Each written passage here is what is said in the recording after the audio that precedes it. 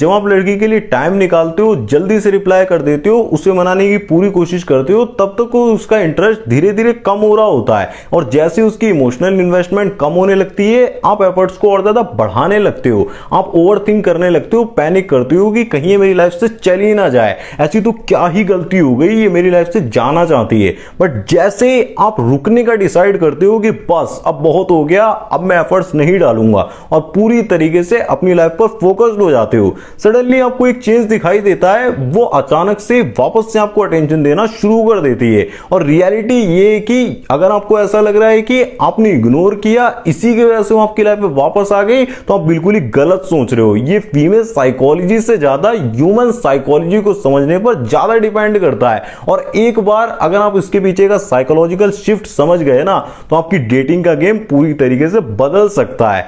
और आज की वीडियो को पूरा देखने के बाद आप इजीली ये समझ जाओगे कि क्यों वुमेन ऐसे मैन को चेज करने के लिए इंस्टेंटली रेडी होती है जो कि मूव ऑन करने लगता है, और कैसे आप नेचुरली अपनी जो प्रेजेंस है या फिर कह सकते हैं रिलेशनशिप के अंदर अपनी वैल्यू को बढ़ा सकते हो। The trap most man never notice, the more you try the more she pulls away. आपने उसके लिए सब कुछ किया, आप उसके लिए टाइम निकालते हो, उसके मैसेज का रिप्लाई जल्दी से कर देते हो, आपने उसके मूड को ठीक करने की पूरी कोशिश की, और आपको लगता है कि जितना ज्यादा मैं एफर्ट्स डालूंगा ना, उतना ज्यादा कनेक्शन स्ट्रांग होगा।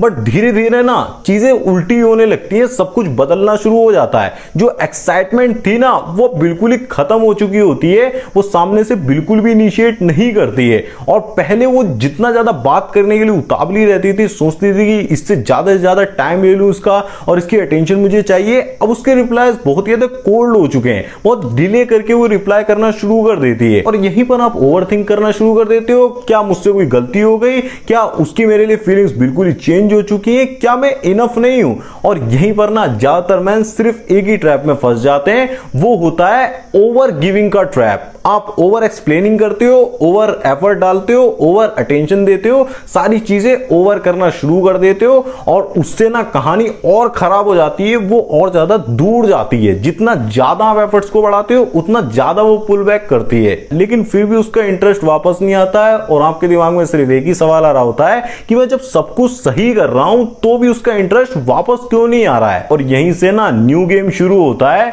The attraction paradox nobody talks about.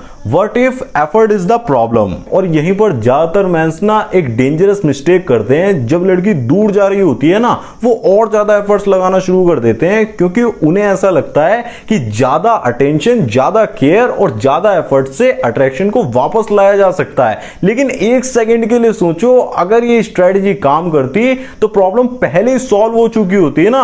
लेकिन यहीं से ना रियल पैराडॉक्स शुरू होता है। जितना ज्यादा आप चेज करते हो, जितना ज्यादा आप एफर्ट्स को बढ़ा रहे होते हो, उतना ज्यादा वो आपसे दूर भाग रही होती है, दूर जा रही होती है। आप कनेक्शन को हाथ में संभालने की कोशिश करते हो, वो कनेक्शन आपके हाथ से फिसलता जाता है। और शायद सबसे बड़ी प्रॉब्लम भी यही होती है कि जिस चीज को आप सॉल्यूशन समझ रहे होते हो ना, वही चीज प्रॉब्लम को और ज्यादा बड़ा कर रही होती है। और इसीलिए कई बार जब एक मैन फाइनली मूव ऑन करना शुरू कर देता है ना, तो डायनामिक्स पूरी तरीके से बदल जाते हैं। और इसका रीजन वो नहीं होता है जो ज्यादातर लोग सोचते हैं। The real reason the dynamics changes, the shift most men never notice। अब यहां पर एक चीज समझना बहुत ही जरूरी हो जाता है। ज्यादातर मैन ऐसा सोचते हैं कि जब वो फाइनली मूव ऑन करने लगते हैं ना, तब लड़की इंटरेस्ट वापस से दिखाना शुरू कर देती है। बट इन रियलिटी उसने कभी भी आपकी एब्सेंस को नोटिस नहीं किया होता है, बट उसने आपके अंदर हो रहे चेंज को नोटिस किया होता है, क्योंकि पहले आपका सारा फोकस उसके ऊपर ही था। अब आपका सारा फोकस खुद की लाइफ के ऊपर होता है। पहले आप वैलिडेशन को ढूंढ रहे थे, बट अब आप आउटकम को फोर्स नहीं कर रहे होते हो, और यहीं से ना सारा डायनेमिक्स बदलना शुरू हो जाता है। और इंटरेस्टिंग बात तो ये है कि एवरी वीक मेरे पास ऐसे केसेस जरूर से ही आते हैं जहां पर मेंस को ऐसा लग रहा होता है कि उनकी सबसे बड़ी प्रॉब्लम तो वुमेन ही है। बट सिचुएशन को जब पूरी तरीके से एनालाइज किया जाता है, डीपली समझा जाता है, तो समझ में आता है कि उनकी प्रॉब्लम वुमेन नहीं बल्कि अट्रैक्शन के डायनेमिक ही होते हैं। और यहीं पर ज्यादातर मेंस ना एक इंपॉर्टेंट पॉइंट को मिस कर देते हैं। रियल अट्रैक्शन सिर्फ आपके एक्शन से अफेक्ट नहीं होता है, बल्कि उस इमोशनल एनर्जी से अफेक्ट होता है जो कि आप रिलेशनशिप में लेकर आते हो। और जैसे ये एनर्जी बदलना शुरू हो जाती है तो पूरी तरीके से डायनेमिक्स को रिवर्स करके रख देता है, बदल कर रख देता है। बट इंपॉर्टेंट सवाल ये आता है कि ऐसा तो क्या ही चेंज होता है जो कि डायनेमिक्स को पूरी तरीके से रिवर्स कर देता है। The real problem is not her. अब दोस्तों ये वीडियो का ना सबसे इंपॉर्टेंट टर्निंग पॉइंट है, क्योंकि यहां पर ज्यादातर मेंस ना गलत डायरेक्शन में ही देख रहे होते हैं।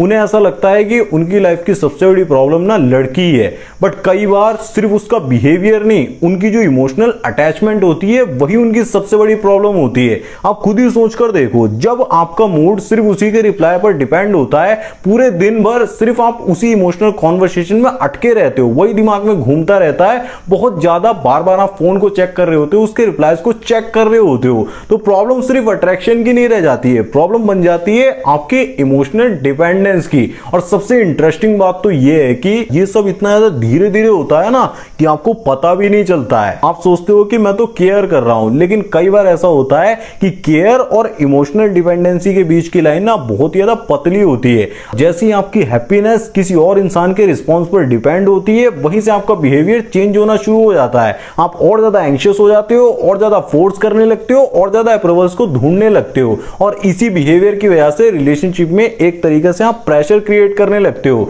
और यही वो चेंज होता है, वही शिफ्ट होता है जो ज्यादातर मेंस ना नोटिस ही नहीं करते हैं। उन्हें ऐसा लगता है कि मैं तो प्यार दिखा रहा हूं ना, मैं तो बहुत ही ज्यादा केयर शो कर रहा हूं, बट एक तरह से वो कहीं ना कहीं सर्टेनिटी को ढूंढ रहे होते हैं। और जैसे ही आप इस डिफरेंस को समझ लेते हो, वहीं से पूरा गेम चेंज होना शुरू हो जाता है। Most important part, stop chasing, start rebuilding, final step. तो अगर इस वीडियो से आपको सिर्फ एक लेसन याद रखना हो तो वो ये होगा कि जितना ज्यादा आप सिर्फ एक आउटकम को कंट्रोल करने की कोशिश करोगे, उतना ज्यादा वो आपको कंट्रोल करने लगेगा। इसीलिए इसका सॉल्यूशन कभी भी फोर्स करना नहीं होता है, इसका सॉल्यूशन होता है खुद को वापस से पाना। और अगर आपका दिन उसके रिप्लाई से स्टार्ट होता है और उसके रिप्लाई पर ही एंड हो जाता है, तो वहां पर प्रॉब्लम लड़की नहीं है और ना ही प्रॉब्लम है अट्रैक्शन की, वहां रियल प्रॉब्लम है इमोशनल डिपेंडेंसी की। अब अपना फोकस उसकी तरफ से वापस से अपनी लाइफ पर पूरी तरह से लेकर आओ। अपनी हेल्थ पर फोकस करो, अपनी वेल्थ पर फोकस करो, अपने गोल्स पर, अपनी ग्रोथ पर फोकस करो, और सबसे इंपॉर्टेंट अपनी सेल्फ रिस्पेक्ट पर फोकस करो। क्योंकि जिस मोमेंट में एक मैन अपनी वैल्यू को किसी और के रिस्पॉन्स से, किसी और के अटेंशन से नापना बंद कर देता है ना,